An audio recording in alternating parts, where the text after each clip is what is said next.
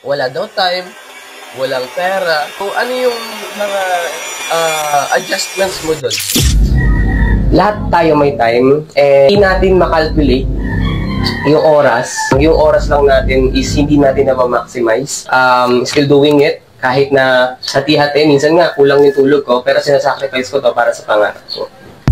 Ayan guys, so another day, another content, and kasama naman natin ngayon ang isa sa pinakamalapit na leader dito sa Worldwide Entrepreneurs din. Walang iba kundi si Sir Chris Jano, and siya yung tinatawag din sa social media na Mr. Kudo. So sir, thank you so much for having you here sa video natin. And tanong ko lang sir, curious lang ako, bakit pala sir Mr. Kudo yung tawag sa'yo sa social media? Actually, this is my nickname, and sa mga kakilala ko lang yung tumatawag doon, and inadapt ko na siya. Kaya Mr. Kudo yung nilagay ko kasi para mas maging unique naman at the same time, yun na yung naging brand name ko. Unique at brand name, no? Pero yung meaning doon, hindi mo pa din na alam, or may meaning talaga doon sa... Malalim yung meaning niya kasi yung mga close friend ko lang talaga yung tumatawag sa akin. Kaya pag natandaan nila ako, maybe soon kapag sumikat tayo, di ba? Yan. Hanapin ko sila. Tama. Thank you so much, sir, no? And sir, ilang taon ka na ulit? Actually, I'm 21 years old. Ka-21 ko lang itong July. Grabe yan. As a 21 years old, ano yung mga pinagkakabalahan mo ngayon?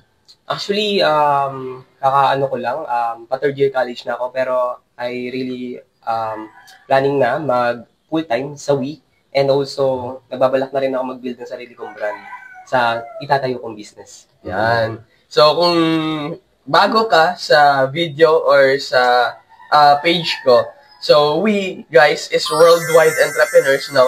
And si Worldwide Entrepreneurs is a multi-level marketing business. So, ibig sabihin, isa siyang estudyante, no? Tama? And at the same time, nagnenegosyo dito sa Worldwide Entrepreneurs. So, sobrang sipag at the age of 21 years old, no?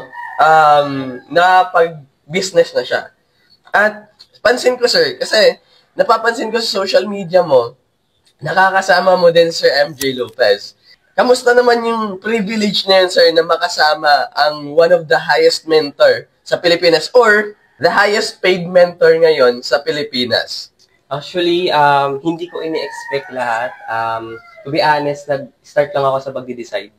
And sa decision na yun, masasabi kong dinala ako dito. And yung pinili kong decision, yun yung pinaka the best para sa akin. Kasi it's even ngayon, nakakasama ko na yung mga multimillionaire, Sir MJ Lopez, and naging part pa ng Ultimate Mastery ni Sir MJ Lopez na sobrang dami kong natututunan. Especially, naging part din ako ng company ni Sir MJ, which is itong Worldwide Entrepreneurs. Right now, nandito kami sa sa Dear Sylvia, sa ni Sir MJ, sa isang resort niya, no? So, isa sa mga incentives and privilege and lucky na na-invite, na napasama dito kasi parang libreng na to eh. Ito yung pinaka-the best para sa akin kasi first time ko na-experience to na makapag-bilyar, na makapag-pool, and at the same time yun nga, may magandang place and ambience. So right now, nandito kami, wala pa akong tulog, and sobrang iba.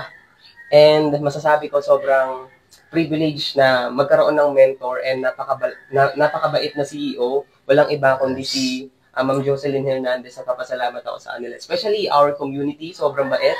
Yung mga kasama namin. And yun yung pinaka, sabi ko sa sarili ko na kailangan ko pang pagtuunan pa ng pansin. At the same time, yun nga, mas kailangan ko pang mag-improve dito. Kasi dito ko nakuha yung pangarap ko. At the same time, dito ko pinagpapatuloy yung pangarap ko. Kasi dito ako nagsimula sa pagde-decide lang na isang estudyante. And luckily right now, ayun, patuloy sa pag-abot sa pangarap.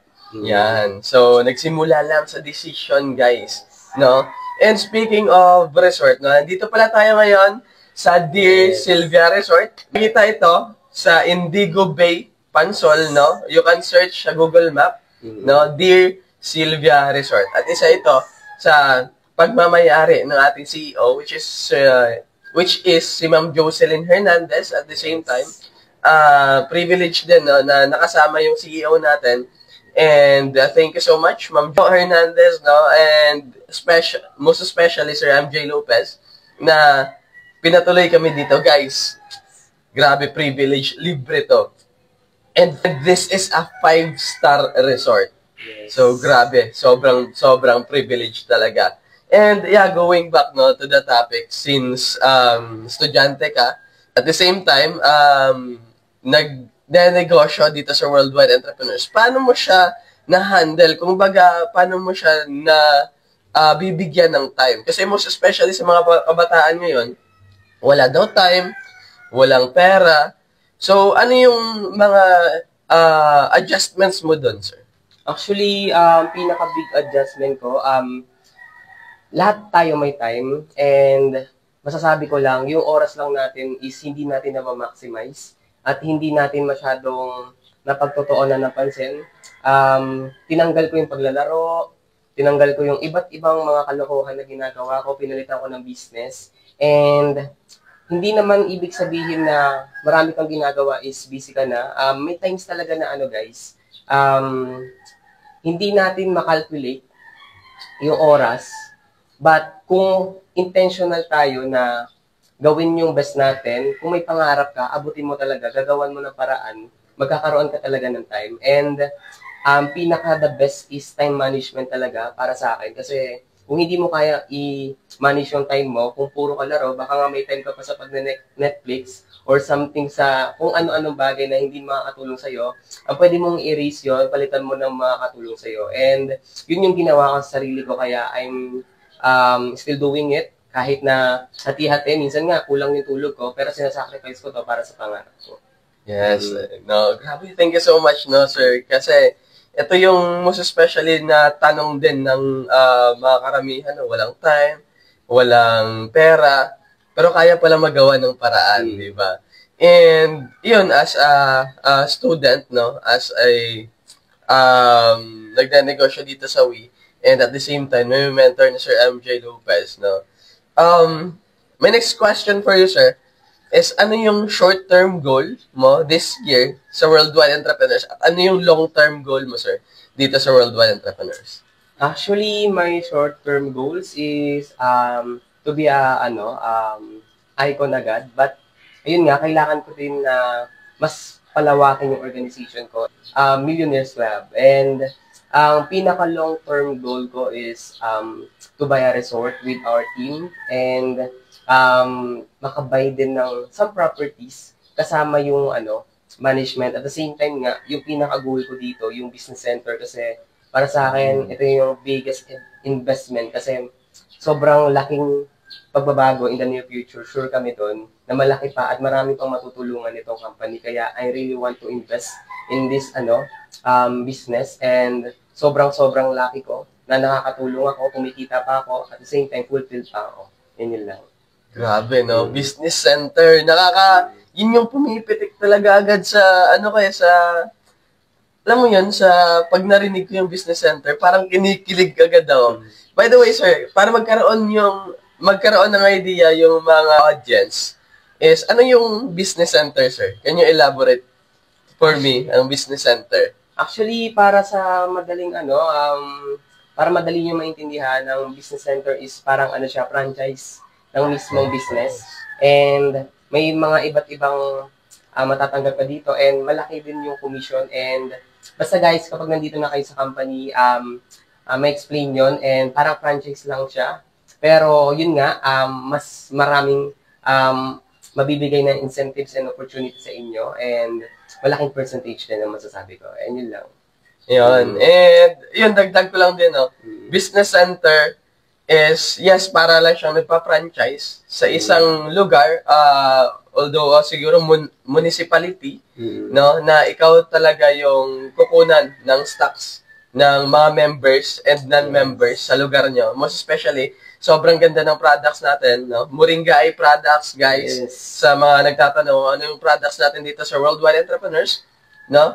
You can search sa profiles namin. So, makikita niyo din itong video na to sa page ni Sir John Chris, which is Mr. Kudo. Tama ba, sir? Yes. So, yan. Makikita niyo din doon, and I know na makikita din yung mga products natin. Pero yun, aside from that, no, Business Center is nagkakahalaga lang naman ng 1.5 million. Yes. Okay? And as kung ikaw, estudyante ka ngayon, at 21, no, at the age of 21, yun yung goal mo, makapag-generate ng 1.5 million para makapag-franchise or makapag-business center. Yes. Grabe. So, guys, sobrang kinikilig talaga ako sa mangyayari dito sa Worldwide Entrepreneurs kasi may paparating tayong hindi naman siya bagong sistema, kundi i-improve yung sistema natin dito sa Worldwide Entrepreneurs. At, nako guys, samahan nyo kami sa journey namin. And kung nanonood ka ngayon, no, patuloy ka lang na manood kay Sir MJ, sa mga contents namin, and most especially, no, sa content, basta, nakakatulong sa mindset nyo para maging successful in life. Kasi, sure ako, lahat naman tayo gustong maging successful, no? Yes. And, yun, baka ikaw, sir, do you have any question? Actually, wala naman na. Sobrang grateful ko lang right now kasi ngayon ko lang na-experience yung pagpupul. Imagine, right now, this hands is, wala pa akong tulog, naglaro lang ako. This is, guys, kapag naging part ka nito, baka mapasama ka pa dito sa resort ni Sir MJ. And yun lang ang masasabi ko. Sobrang saya. Yan, grabe. And again, sir, thank you so much again for having you here, no, dito sa video natin. And of course, patuloy pa rin yung content natin. And of course, sa mga nagtatanong dyan kung paano nga ba mag-join yung Worldwide Entrepreneurs, no, kung makikita nyo tong video na to, you can message. Kung makikita nyo tong video na to sa content ni Sir John Chris, no, you can message him directly. And yun, you can message me also directly para mapag-usapan natin yung business. And aside from that, ang nagustuhan ko lang dito sa Worldwide Entrepreneurs is nagtutulungan. Yes. No? Yung community, guys, sobrang ganda. As in, sobrang ganda. And yun, sa mga interesado, no, na mag-join, you can message us for more info, no. Pwede kayong mag-reach out kahit sa comment na ito, mag-comment ka lang. Yes. And wala namang masamang magtanong, no. So, I guess yun lang muna sa ngayon, and see you in the next video. Bye-bye, guys.